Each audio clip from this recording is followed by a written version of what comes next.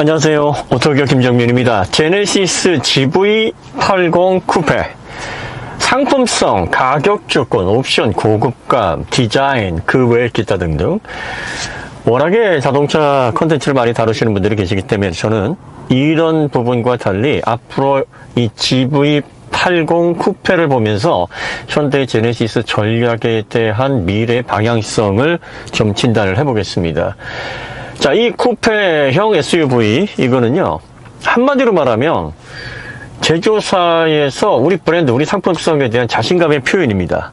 왜 그렇게 얘기를 할 수 있냐면, 제네시스 GV80 쿠페가 과연 이 가격이 맞냐? 합당한 거냐? 왜냐면 8,200부터 9,100만원까지 옵션 얹게 되면은 2.5 모델도 1억이 넘어가요. 풀 옵션으로 하게 되면. 그리고 마일드 슈퍼차저 탑재된 3.5T 터보 모델 같은 경우에는 1억 1250까지 올라갑니다. 그러니까 국산 SUV, 이게 초대형 SUV도 아니고 중형이란 말이에요.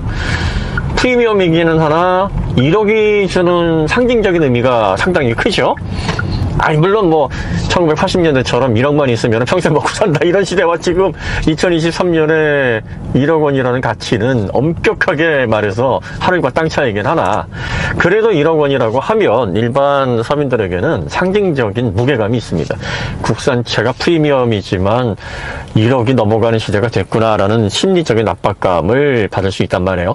그리고 또 늘 강조하지만 자동차는 트림 가격이 중요한 거지, 옵션 다 붙이는 거는, 옵션은 플러스 알파니까 난 이만큼 편리하게 고급스럽게 악센트를 줘서 남들이 누리지 못하는 편의성 다 넣고 즐길 거야 라고 해서 집어넣는 거기 때문에 이 기준이 돼서는 안 되는데, 그래도 어떻게 넣다 보면은 추가 지출 하다 보면은 최종 비용이 중요한 그런 단계에 딱 다가오니까 아마 가격적으로 합당하냐 안 하냐, 이게 과연 상품성이 좋냐 나쁘냐, 이런 거 가지고서 이제 갑을 논박이 이루어질 겁니다. 근데 이런 걸 다 접어놓고 이건 어차피 소비자들과 제조사들, 그리고 또 상품성을 선택하는 각 개인이 판단할 문제이기 때문에 좋다 나쁘다를 얘기하기가 너무 힘들어요. 하지만 자, 이런 쿠페형 SUV가 나왔다라는 게 제조사 입장에서는 대단한 자신감, 그리고 미래에 이보다 더 과감한 상품성을 통해서 브랜드의 다양한 컬러를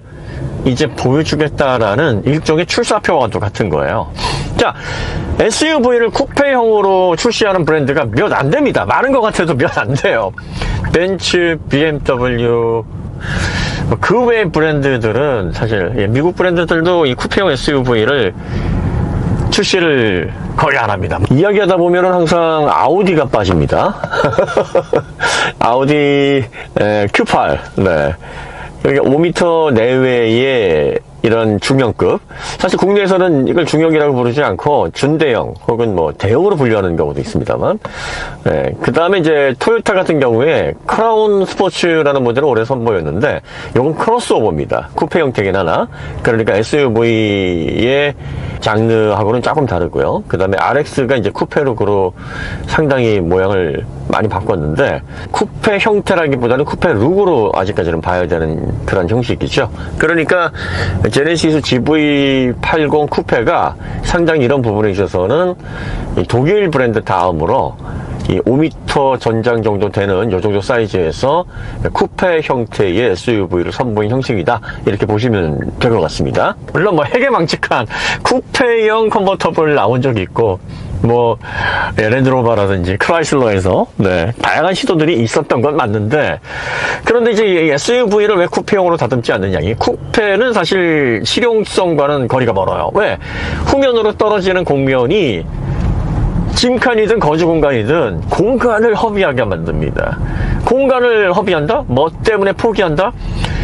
세단에서는 왜 쿠페를 만드냐면, 어차피 세단은 물방울 반 딱 잘라놓은 듯한 형상이니까 세단은 캐빈룸이 제한되어 있단 말이에요. 그래서 이걸 쿠페로 만들든 문을 하나를 없애든 간에 그것으로 오는 공간의 손해가 어마무시하게 차이가 난다라고 보지 않는 거고, 그 다음에 문을 하나 없애게 되면, 투도어로 만들게 되면 차대 강성이 높아지고, 그리고 후면부에 미려한 곡선이 생깁니다. 그 미려한 곡선이 미장센, 시각적으로 주는 장점, 그 만족감이 굉장히 크죠. 세단은 더군다나 얄쌍한 디자인으로 날렵하잖아요. 거기다가 쿠페의 미려한 곡선까지 딱 결합되면, 와, 이건 진짜 딱 보기만 해도 스포츠카 같고, 내가 정말 멋지고 화려한 차를 소유하고 있구나라는 만족감을 충족시킨단 말이에요. 근데 SUV는 왜 생겨난 겁니까? 이 서버번, 1936년도에 최초로 등장한 이 서버번. 과거에 포장마차 있잖아요. 그것들을 모티브로 해서 지금까지 최대한, 탑승률은 최대한. 그래가지고 여행에 적합한 그런 컨셉으로 나온 게 SUV예요. 그래서 스포츠 유틸리티 비클이잖아요. 스포츠 활동을 하러 갈 때 타는 차다. 그러면 장비 실어야죠. 사람 실어야죠. 편안하게 장거리 갈 수 있어야 되죠. 공간 활용이 첫 번째란 말이에요. 근데 이 공간을 쿠페용으로 희생시킨다?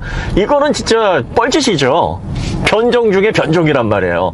이걸 누가 좋아해요? 실제로 미국 소비자들은 X6나 GLC, GLE, 쿠페 뭐 이런 거 진짜 별로 안 좋아합니다.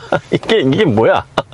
이렇게 생각하는 소비자들이 많아요. 그러니까 본연의 목적에 안 맞는다는 거죠. 그럼에도 불구하고 왜 벤츠나 BMW 독일 브랜드들이 SUV로 만든 쿠페를 내느냐. 이건 브랜드에 대한, 상품성에 대한, 그리고 소비자들이 느끼는 가치 부분에 대한 자신감입니다. 우리는 SUV를 쿠페형으로 다듬어도 이 SUV 차원에서도 미려한 곡선을 만들었지만 그걸로 인해서 공간적인 허비가 큰 이러한 쿠페를 내놔도 소비자들이 좋아할 거고 사줄 것이다라는 것에 대한 자신감. 그리고 뭔가 언밸런스한 기획을 해도 새로운 형태를 제공하는 거에 대한 베네핏이 분명히 소비자들에게서 올 것이다라는 그러한 강한 자신감의 표현인 거죠. 사실 프리미엄 브랜드이기 때문에 가능한 거예요. 과거에 쌍용 액티언 이게 사실은 SUV 쿠페의 원조라고 볼 수 있는데 그때는 욕을 진짜 많이 먹었어요. 왜? 디자인도 일단은 보면 조금 좀 그렇죠. 디자인 하신 분에게 죄송합니다만 그 다음에 후면부가 이렇게 쿠페 라인으로 떨어지니까 이건 짐칸으로 쓰기도 애매하고 2열 좌석도 참 답답하고 3열 좌석은 아예 설치 자체를 못하는 그런 아주 이상한 공간이 만들어지면서 멋지지도 않은 애매한 자동차가 됐기 때문에 최초의 SUV용 쿠페임에도 불구하고 인정을 못 받았단 말이에요. 그러다가 X6가 X5의 뒷면을 얄쌍하게 만들어가지고 출시를 하니까 사람들이 열광을 합니다. 이게 무슨 일이야? 첫 번째는 유명해지면 뭘 싸도 열광을 한다. 그런 작용이죠. 그동안 쌓아온 브랜드의 밸류 그리고 릴라이빌리티가 새로운 상품에 대한 기대감을 갖게 만들게 되고 그리고 또 BMW가 SUV라는 장르를 SAV라고 스포츠 유틸리티가 아니라 스포츠 액티비티 비클 스포츠를 즐기러 타고 가는 게 아니라 이걸 타는 것 자체가 스포츠다라는 새로운 공식을 만들어냈어요.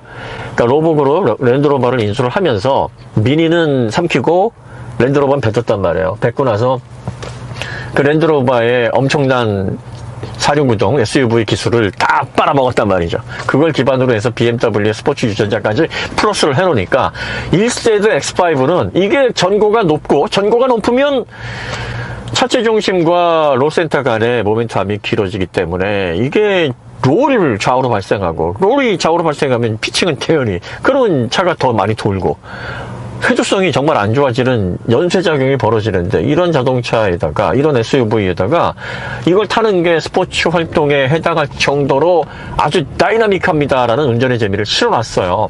이걸 딱 경험을 해보니까 이제 소비자들이 SUV의 방향을 바꿨다 이렇게 평가를 하고 그리고 나서 야 SUV가 뒤가 박스 같아가지고 보기가 안 좋잖아. 그러니까 우리가 쿠페 얼마나 멋진 줄 알지. 깎아놨어. 보니까 어때? 오 멋이거든요. 뭔가 이제 SUV는 가족을 위해서 가장이 희생하는 것 같고 운전의 재미보다는 편의성을 강조하는 그런 고리타분한 운전자의 느낌을 줬는데 X6는 와 이거는 정장을 했는데 뭔가 정장을 입고 클럽을 가서 춤을 춰도 될 만큼 멋스러운 디자인인 것처럼 느껴지니까 열광을 한 겁니다. 그러니까 이제 벤츠도 그걸 보고 이게 통하네? 벤츠도 뒤를 이제 막 깎아가지고 GLC 쿠페, GLE 쿠페 만들어내고, 그래서 이제 소비자들에게 이것도 새로운 장르구나, 이것도 정말 SUV를 멋스럽게 탈 수 있는 좋은 형태겠구나 해서 이게 막 시장에서 먹히기 시작한 겁니다. 사실 벤츠, BMW와 같은 프리미엄 브랜드가 이렇게 했으니 망정이지, 포드, GM에서 그 트래버스를 쿠페형으로 그 누가 사요?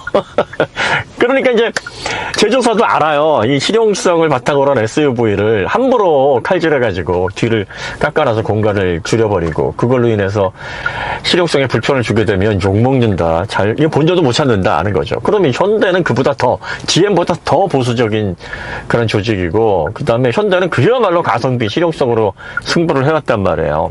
그러니까 현대의 특징은 뭐냐면, 안 팔리는 건 하지 마. 안 팔리는 거, 이거 뭐 해치백도 했다가 안 팔리면 그냥 유럽 시장에만 보내고 국내 단종시켜버리고 그러잖아요. 스팅어 같은 경우에도 기아에서 이제 더 생산 안 한다고 하고, 왜냐면은 이게 뭐 세단 형태의 스포츠 GT이지만 또 이걸 부담스러워서 사기 좀 꺼려하는 분위기가 우리나라에서 좀 있거든요. 그러니까 단종을 시켜버리고, 돈 되는 일은 막 열심히 산타페 같은 거 막 각지게 빡세어같이, 그 다음에 뭐 소렌토, 펠리세이드 이런 데 실려간단 말이죠.